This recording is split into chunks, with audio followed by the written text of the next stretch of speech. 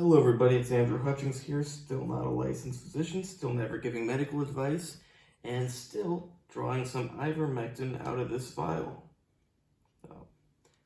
So, certain medications can be taken often and some cannot be taken often. Well, can and can't aren't the best words for it, because of course you can take things often unless they're going to kill you. But you shouldn't take them often if it's going to be unhealthy. So medications like antibiotics, you shouldn't just haphazardly take all the time just because you feel the slightest sign of sickness coming on. But other medications that do not destroy your natural microbiota can be taken more often, such as ivermectin or other antiviral medications, because the impact to your overall health is much less than if you nuke all of the bacteria in your body just because you think you might be getting sick. So that is why I am taking some ivermectin tonight, because I've been a little bit tired the last couple days and I feel the slightest irritation. Well, actually yesterday I saw some inflammation of my tissue on my chest and my head, and it's unusual. I don't usually have redness. So that was sign number one, and I'm a little more puffy than usual. So there's some inflammation going on. Serious video. I don't think I'm gonna get very sick or anything, but I pay attention to everything.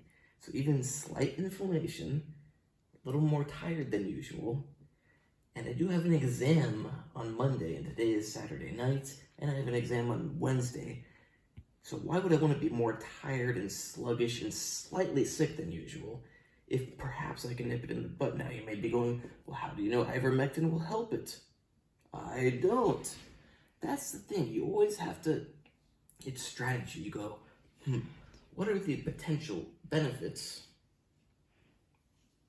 Feeling better over the next couple days, being more clear-headed, having more energy, doing better on the exams that I didn't study for, and potentially not getting very sick, which could always happen. You never know. Lots of people are getting pretty sick.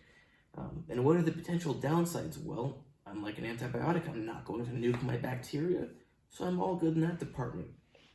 Ivermectin, perhaps it will interfere with some of the genomic processes that go on in the human body, but the interesting thing is, I've taken ivermectin before and hit the gym every day while taking large amounts of it, and I felt pretty good, and I actually recovered better than usual, which could have been the ivermectin, could have been some other stuff, who knows.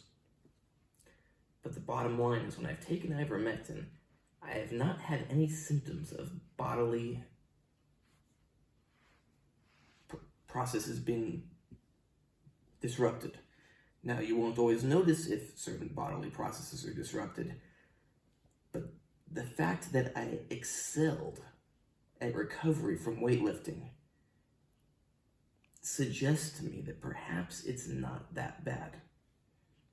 And if it is that bad, it hasn't been detected thus far in medical studies. So it's not going to kill me. It's not going to make me sick. It's probably not going to interfere with my health. It's not going to interfere with muscular recovery. It may even help it. So I figure, why not? And I will take it. And antivirals are much more beneficial than antibiotics.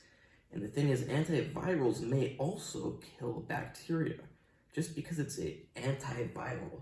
Medications don't pop into existence and exist in some category. No, it's a molecule and it does stuff. It happens to do stuff that's bad for viruses. That doesn't mean it's not also bad for bacteria. It doesn't mean it's not also bad for humans. Luckily, this one is not very bad for humans. How bad is it for bacteria? Perhaps I can find some medical literature that will tell me. I actually haven't looked into it. But many antivirals are also antibiotics. Many antibiotics are antivirals. Molecules have lots of crossover effects. The way that life works is very similar amongst humans, bacteria, viruses, and everything. So it's actually kind of an amazing thing that something can only target viruses, only target bacteria, only target humans, because we have more in common than we have not in common. Hope you like this video. My book for tendinitis treatment is for sale on Amazon, A Systematic Guide to Defeating Tendinitis. It's also for sale on my website, but I recommend you buy it on Amazon, even though I will make less money.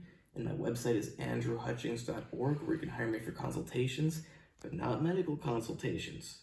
But remember, it's not a medical consultation if I don't, it's not medical advice if I don't tell you to do it. It's just medical information.